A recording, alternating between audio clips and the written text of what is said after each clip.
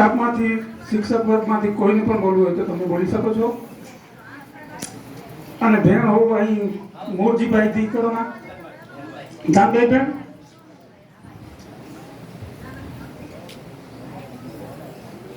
અહીં કબડ્ડી में रही नहीं जाला कोरोना आके नबड़ो के में कोरोना पासो એની જવાબદારી તમામ મેં લીધી છે. તારે ક્યાંય જરૂર પડે હું બેઠો છું.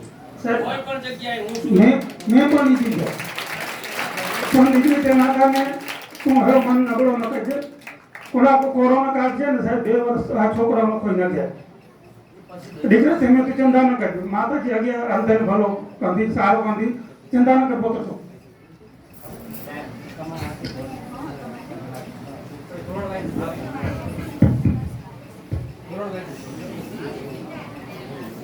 સાહેબ શ્રીનો વિદાય સમારંભ છે ત્યારે ઘણા બધા જેટલા વિદ્યાર્થીઓમાં ઉત્સાહ હતો 3 દિવસના વારંવાર એવો રજા લેવા આવતા હતા કે સાહેબ માટે શું લઈએ એમ. તો બધાનો જેટલા વિદ્યાર્થીઓ છે એટલા બધાનો ભાવ હતો સાહેબ માટે. અને નાના નાના વિદ્યાર્થીઓ હતા પહેલી બીજી વાળા એ પણ પૂછવા આવતા હતા. તો પણ અમારે પણ કહેવું પડે કે એટલી બધી તમે મોંઘી વસ્તુ ન લેતા. સાહેબનો ભાવ હતો તો એ જેટલા 100 રૂપિયા ઉઘરાઈ લેવા હતા પહેલી બીજી ત્રીજી વાળા. સ્કૂલ માટે સમય આપ્યો છે એટલે એમનું આ સન્માન છે. અને બધી જગ્યાએ આવું સન્માન બધાને મળતું નથી. આવા માંડવી તાલુકામાં જૂજ લોકો જે છે એમને આવું સન્માન મળે. કેમ તો કે એ એટલું કામ કરે છે તો સન્માન મળે, બાકી એમને ન મળે. અને બાકી તો રાજકીય રીતે ઘણા સન્માન મળે. રાજકીય રીતે સન્માન મળે કારણ કે એમાં માણસો ભેગા કરવાના હોય, રાજનીતિનું કામ હોય. પણ આમાં નિસ્વાર્થ ભાવે લોકો ભેગા કરવા હોય તો કોઈક તો સ્વાધ્યાય પરિવાર જેવો કોઈ સંઘ જેવી વસ્તુ હોય તો થાય. બાકી આમના નિસ્વાર્થ ભાવે એટલા બધા માણસોને ભેગા કરવા હોય તો માણસનો કામ કરવાની શક્તિ હોય, એમનો પ્રેમ હોય અને એમણે સમયનો ભોગ આપ્યો હોય તો થાય. એટલે સાહેબે વિદાય લીધી છે પણ હંમેશા માટે સાહેબ યાદ રહેશે. અને સાહેબ નિશામાં ઘણું કામ કરીને ગયા છે તો અમને પણ યાદ આવશે. અને જ્યારે એવું એમને લાગે ત્યારે એ અમને મળવા પણ આવશે. એ અહીંયા નજીક જ છે એટલે કંઈ એ પણ હોવાનું નથી.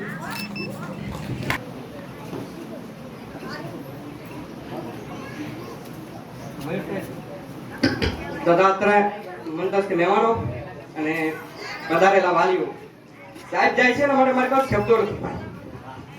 એમને જે કામ કર્યું છે ને અવર્ણનીય છે. હું વર્ણવી શકું નથી મારા શબ્દોમાં. Thank you.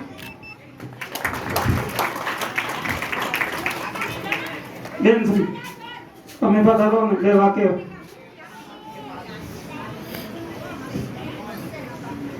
આજના કાર્યક્રમમાં પધારેલા આપણા મયુર સાહેબ શ્રી, વાલીગણ અને મારા વિદ્યાર્થીઓ મિત્રો, સાહેબનો વિદાય સમારંભ તો છે બરાબર, પણ સાહેબ પ્રગતિ કરવા જઈ રહ્યા છીએ તો આપણે એમ વિચારીને એમને વિદાય આપીશું. બાકી તો હું અહીંયા નવી નથી, મને બી 4 વર્ષ જેવો સમય થઈ ગયો. પણ મને જે અત્યારે હવે જે સ્ટેજ ઉપર હું આવી છું એના માટે હાલ પૂરતી નવી છું. એટલે જેવો સાથ સહકાર સાહેબનો આપ્યો છે એવો મને મળે તો તમારા બધાનું અમારું ભવિષ્ય તમારા હાથમાં છે, તમારું ભવિષ્ય તમારા હાથમાં છે. અને 10:30 થી 5 નહીં, પૂરેપૂરા અમે છીએ ત્યાં સુધી તમે અમારા બાળકો જ છો બરાબર. ખાલી અમારા ઘરે છે નહીં, તમે અમારા પહેલા બાળકો છો કે જેની સાથે અમે પૂરો સમય આપીએ છીએ. કદાચ ઘરે અમે અમારા બાળકને આટલો સમય નથી આપતા બરાબર. એટલે જે છીએ અમે તમારા માટે છીએ. તમે ગમે ત્યારે અમારો સંપર્ક સાધી શકો છો, ગમે ત્યારે અમને પૂછી શકો છો, આવી શકો છો, મળી શકો છો. અને સાહેબે અત્યાર સુધી જે પણ કામગીરી કરી છે ખૂબ જ સરાહનીય કામગીરી છે. અને એમનો સાથ સહકાર અગાઉ પણ હવે પછી પણ આપણને મળતો રહેશે. જ્યાં પણ અચકાઈશું ત્યાં અમે 100% સાહેબને હેરાન કરીને એમની સલાહ તો લઈશું જ બરાબર.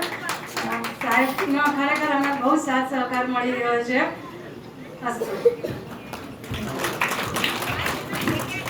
હવે આપણે આઈ કૃપાના મેન યુનિટમાંથી કર્મભાઈ ગઢવી અને શાળામાં સતત એ લોકોનો સહયોગ રહ્યો છે અને હજી પણ સહયોગ રહેશે. તો ખાલી 2 વાક્ય પ્લીઝ રિક્વેસ્ટ, તમે ખાલી 2 વાક્ય પધારો બોલો.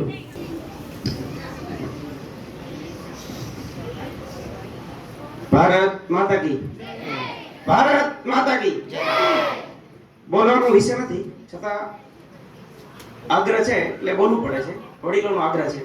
મંચસ્થ મહાનુભાવો અને શિક્ષણ માટે સતત ચિંતન કરતા માણેકભાઈ અને મંચસ્થ મહાનુભાવો બોલવાનું મૂકે કી નહીં બધું પણ હેવર દિશે તો બોલી જો પાણ કઈ સમો હેડો નહીં જો કો હેવર માણકભા અને પ્રિન્સિપલ વર્ણન ક્યાં ભેણો દીકરીઓ જો કો રોદન કરી દો એ ઈજ ન તો મળે हिमला करने साहब घरोघर प्रयत्न किया है અને हिमला करने साहब सतत मेहनत किया है कभी शिक्षण न કે इनके सवाल दिया चीज सामने आ जावे ये रिपोर्टिंग गवर्नमेंट में नहीं सकेता પણ પ્રત્યો સમજી અને મહેનત किया जो साहब बोली वे आई इन वस्तु की रिपीट की जरूर नहीं અને રહી ગાલ હાણે જો સ્ટાફ है एनजी तो एसएमसी એની ભીરી આય અને ભવિષ્યમાં પણ હું દી અને વાલી મંડળ એની ભીરો આય અને હું તો એડીએસસી એસએમસી વતી ખાતરી દીધા અસ્તુ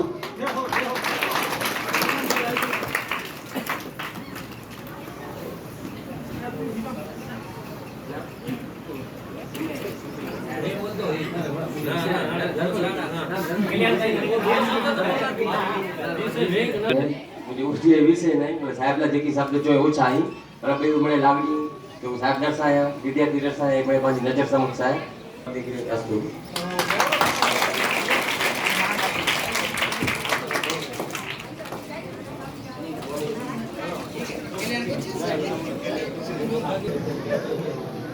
हाणे हास्पिटल में जो पांजे ते जमीन जो दाता आई अढी तरह वाले थे पांजो कम अगे नतो वधे कोरोना काल थयो पुठिया हलदे ने आचार संहिता आई वरी अचींदी अने हाणे दिवाળી पुठिया थिया ते महेंद्रभाई ने ज्यां थे कि भाई कम अगे वधो स्कूल जो अने टूंक समय में कम थींदो वरी भावना देने आया आश्वासन देने आया तो ये हास्पिटल में को शब्द बोलता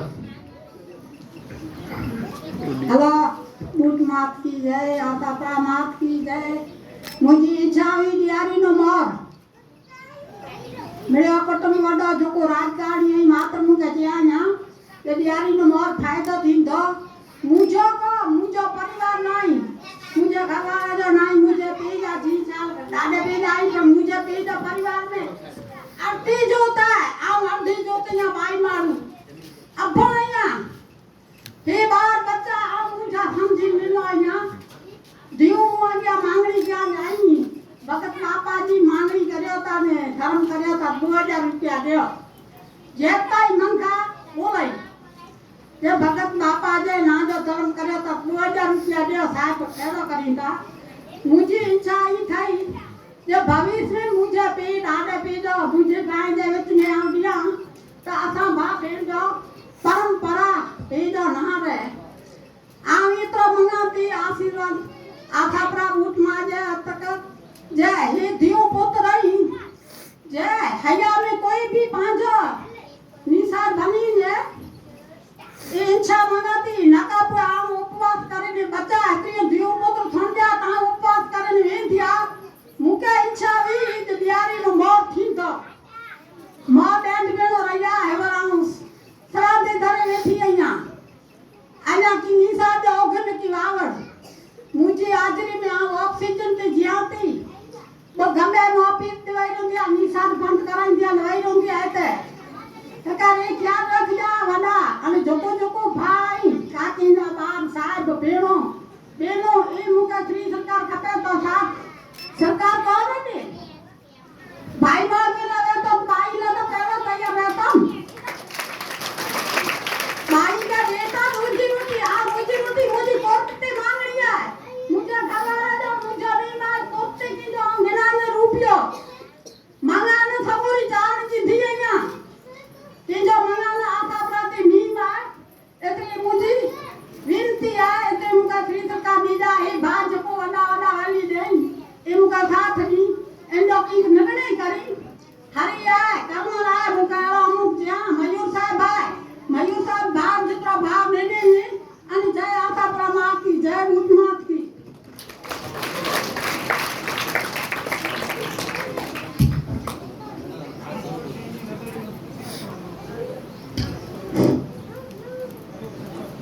मित्रों आप सर्वे वच्चे जे बेने बात करी એ ખરેખર પોતાના હૃદયના ભાવ રજૂ કરી દીધા છે. છેલ્લે એમને કહી દીધું કે હું ઉપવાસ ઉપર ઉતરી જઈશ કારણ કે મેં જવાબદારી લીધી હતી કે હું અહીંયા છું તમારા રૂમ મંજૂર થઈ જશે તમે દાતાર બન્યા કોના માટે બન્યા? તો છોકરા માટે.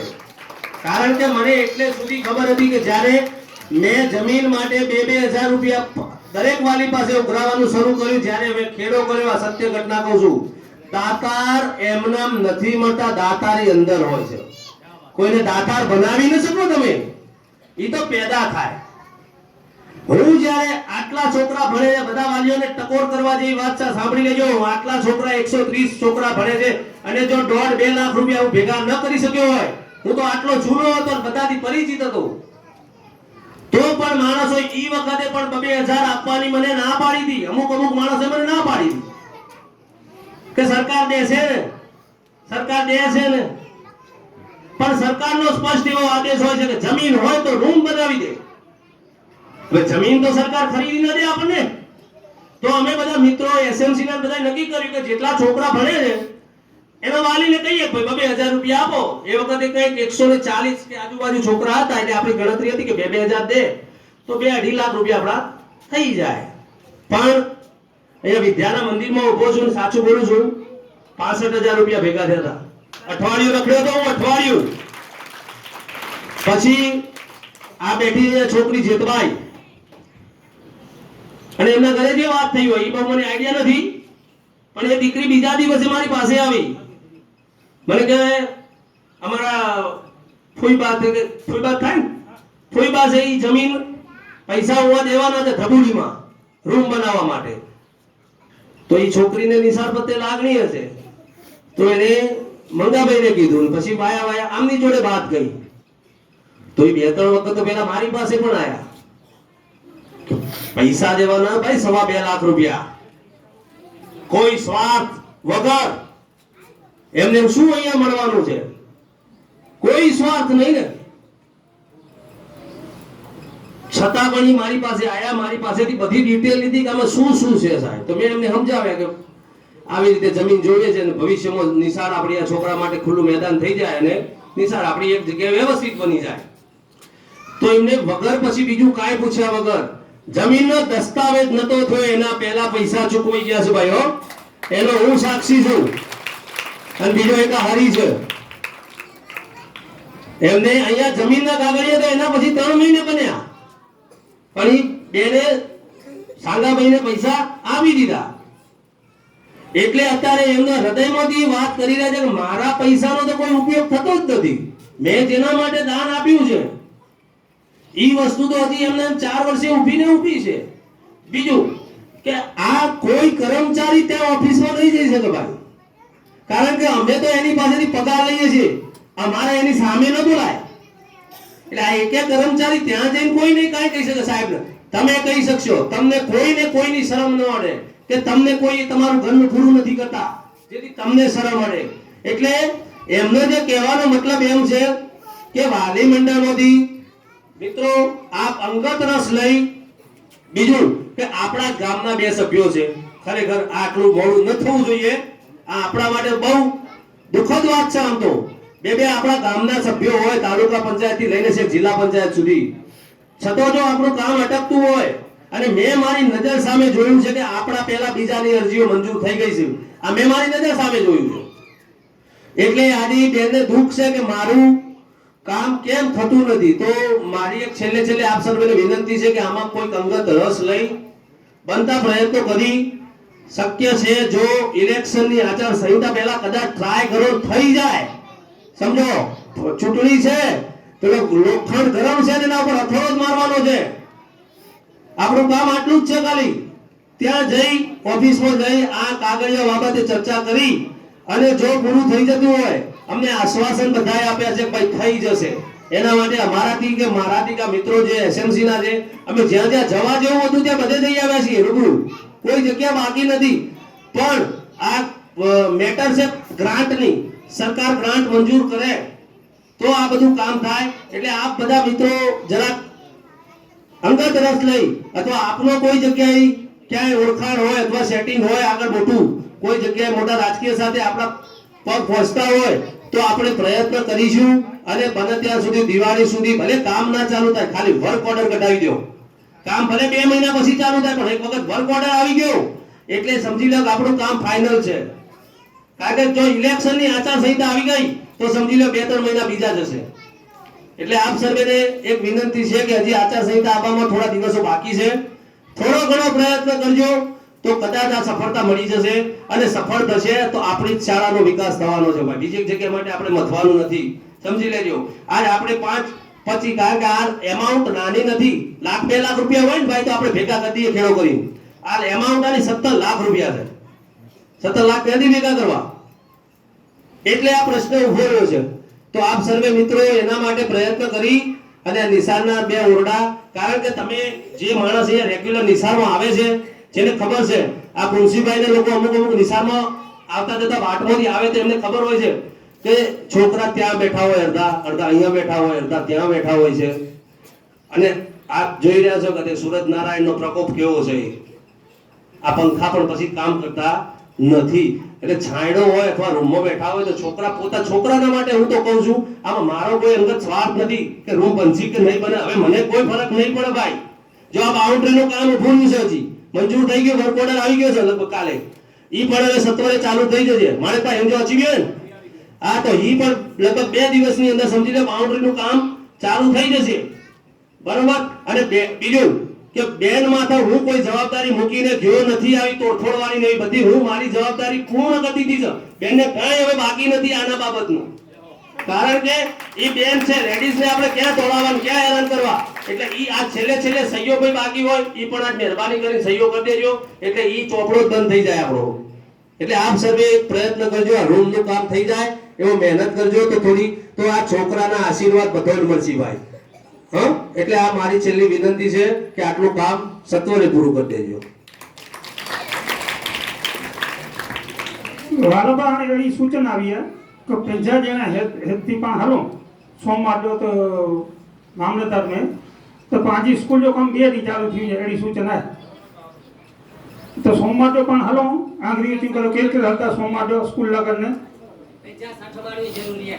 खाली 50 થી 60 मारू खाली वो देखाव के जो है અને उन्हीं के जे जो भाई 3-4 वर्ष थे आसा काम रेखड़े तो पण हलता सी तो सीधो पांचो काम चालू थी तो पुठिया आचार संहिता अची वेंदी तो पांचो काम वरी निकली कोन गई. ऑर्डर कढाई गयो પછી ભલે કામ મહિના બધું ચાલુ થાય. हर कोर्डर मिली भी तो पांचो काम सीधो रवाना थी वेंदो.